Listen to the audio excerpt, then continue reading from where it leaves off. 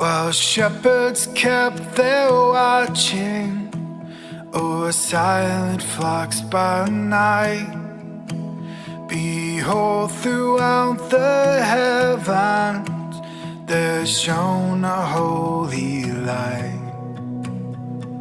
Go tell it on the mountain, over the hills and everywhere. Go tell it on the mountain. Hello and welcome. This is the one-year Bible study where we read the Bible each day in chronological order. The list of Bible verses to read today are in the description. They are also posted on Telegram and the X community every day. The audio reading of each day's verses are posted to Rumble, X, and Spotify. Head over to oneyearstudy.org for links and references. And here is today's reading. Day 14. Today we are going to go through Genesis chapters 37 through 39 and 1 Chronicles chapter 2 verses 3 through 6. Jacob lived in the land where his father had stayed, the land of Canaan. This is the account of Jacob's family line. Joseph, a young man of 17, was tending to the flocks with his brothers, the sons of Bilhah and the sons of Zilpah, his father's wives, and he brought their father a bad report about them. Now Israel loved Joseph more than any of his other sons, because he had been born to him in his old age, and he made an ornate robe for him. When his brothers saw that their father loved him more than any of them, they hated him and could not speak a kind word to him. Joseph had a dream, and when he told it to his brothers, they hated him all the more. He said to them, "Listen to this dream I had. We were binding sheaves of grain out in the field when suddenly my sheaf rose and stood upright, where your sheaves gathered around mine and bowed down to it." His brothers said to him, "Do you intend to reign over us? Will you actually rule us?" And they hated him all the more because of his dream and what he had said. Then he had another dream, and he told it to his brothers. "Listen," he said, "I had another dream, and this time the sun and the moon and 11 stars were bowing down to me." When he told his father as well as his brothers, his father rebuked him and said, "What is this dream you had? Will your mother and I and your brothers actually come and bow down to the ground before you?" His brothers were jealous of him, but his father kept the matter in mind. Now his brothers had gone to graze their father's flocks near Shechem, and Israel said to Joseph, "As you know, your brothers are grazing the flocks near Shechem. Come, I am going to send you to them." "Very well," he replied. So he said to him, "Go and see if all is well with your brothers and the flocks, and bring word back to me." Then he sent him off from the valley of Hebron. When Joseph arrived at Shechem, a man found him wandering in the fields and asked him, "What are you looking for?" He replied, "I'm looking for my brothers. Can you tell me where they are grazing their flocks?" "Oh, they have moved on from here," the man answered. "I heard them say, 'Let's go to Dothan.'" So Joseph went after his brothers and found them near Dothan. But they saw him in the distance, and before he reached them, they plotted to kill him. "Here comes that dreamer," they said to each other. "Come now, let's kill him and throw him into one of these cisterns and say that a ferocious animal devoured him. Then we'll see what comes of his dreams." When Reuben heard this, he tried to rescue him from their hands. "Let's not take his life," he said. "Don't shed any blood. Throw him into the cistern here in the wilderness, but don't lay a hand on him." Reuben said this to rescue him from them and to take him back to his father. So when Joseph came to his brothers, they stripped him of his robe, the ornate robe he was wearing, and they took him and threw him into the cistern, and the cistern was empty. There was no water in it. As they sat down to eat their meal, they looked up and saw a caravan of Ishmaelites coming from Gilead. Their camels were loaded with spices, balm, and myrrh, and they were on their way to take them down to Egypt. Judah said to his brothers, "What will we gain if we kill our brother and cover up his blood? Come, let's sell him to the Ishmaelites and not lay our hands on him. After all, he is our brother, our own flesh and blood." His brothers agreed. So when the Midianite merchants came by, his brothers pulled Joseph up out of the cistern and sold him for 20 shekels of silver to the Ishmaelites, who took him to Egypt. When Reuben returned to the cistern and saw that Joseph was not there, he tore his clothes. He went back to his brothers and said, "The boy isn't there." Then they got Joseph's robe, slaughtered a goat, and dipped the robe in blood. They took the ornate robe back to their father and said, "We found this. Examine it to see whether it is your son's robe." He recognized it and said, "It is my son's robe. Some ferocious animal has devoured him." Joseph had surely been torn to pieces. Then Jacob tore his clothes, put on a sackcloth, and mourned for his son many days. All his sons and daughters came to comfort him, but he refused to be comforted. "No," he said, "I will continue to mourn until I join my son in the grave." So his father wept for him. Meanwhile, the Midianites sold Joseph in Egypt to Potiphar, one of Pharaoh's officials, the captain of the guard. At that time, Judah left his brothers and went down to stay with a man of Adullam named Hira. There Judah met the daughter of a Canaanite man named Shua. He married her and made love to her. She became pregnant and gave birth to a son who was named Er. She conceived again and gave birth to a son and named him Onan. She gave birth to still another son and named him Shelah. It was at Kazib that she gave birth to him. Judah got a wife for Er, his firstborn, and her name was Tamar. But Er, Judah's firstborn, was wicked in the Lord's sight. So the Lord put him to death. Then Judah said to Onan, "Sleep with your brother's wife and fulfill your duty to her as a brother-in-law to raise up offspring for your brother." But Onan knew that the child would not be his, so whenever he slept with his brother's wife, he spilled his semen on the ground to keep from providing offspring for his brother. What he did was wicked in the Lord's sight, so the Lord put him to death also. Judah then said to his daughter-in-law Tamar, "Live as a widow in your father's household until my son Shelah grows up." For he thought he may die too, just like his brothers. So Tamar went to live in her father's household. After a long time, Judah's wife, the daughter of Shua, died. When Judah had recovered from his grief, he went up to Timnah to the men who were shearing his sheep, and his friend Hira, the Adullamite, went with him. When Tamar was told, "Your father-in-law is on his way to Timnah to shear his sheep," she took off her widow's clothes, covered herself with a veil to disguise herself, and then sat down at the entrance to Enaim, which is on the road to Timnah. For she saw that, though Shelah had now grown up, she had not been given to him as his wife. When Judah saw her, he thought she was a prostitute, for she had covered her face. Not realizing that she was his daughter-in-law, he went over to her by the roadside and said, "Come now, let me sleep with you." "And what will you give me to sleep with you?" she asked. "I'll send you a young goat from my flock," he said. "Will you give me something as a pledge until you send it?" she asked. He said, "What pledge should I give you?" "Your seal and its cord and the staff in your hand," she answered. So he gave them to her and slept with her, and she became pregnant by him. After she left, she took off her veil and put on her widow's clothes again. Meanwhile, Judah sent the young goat by his friend, the Adullamite, in order to get his pledge back from the woman. But he did not find her. He asked the men who lived there, "Where is the shrine prostitute who was beside the road at Enaim?" "There hasn't been any shrine prostitute here," they said. So he went back to Judah and said, "I didn't find her. Besides, the men who lived there said there hasn't been any shrine prostitute here." Then Judah said, "Let her keep what she has, or we will become a laughing stock. After all, I did send the young goat, but you didn't find her." About 3 months later, Judah was told, "Your daughter-in-law Tamar is guilty of prostitution, and as a result she is now pregnant." Judah said, "Bring her out and have her burned to death." As she was being brought out, she sent a message to her father-in-law. "I'm pregnant by the man who owns these," she said.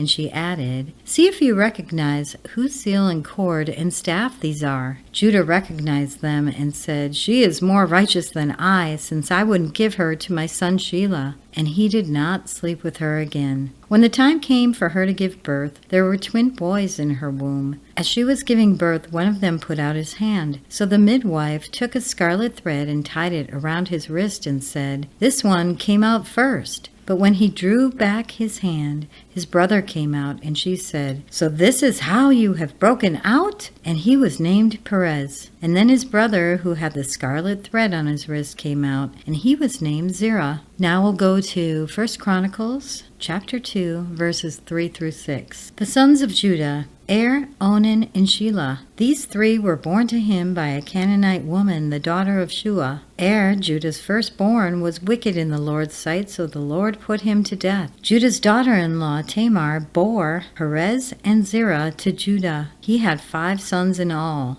The sons of Perez, Hezron and Hamul. The sons of Zerah, Zimri, Ethan, Heman, Calcol, and Darda, 5 in all. The son of Ethan, Azariah. Now continuing on with Genesis 39.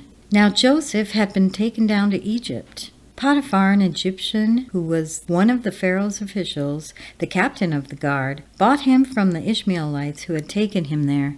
The Lord was with Joseph so that he prospered, and he lived in the house of his Egyptian master.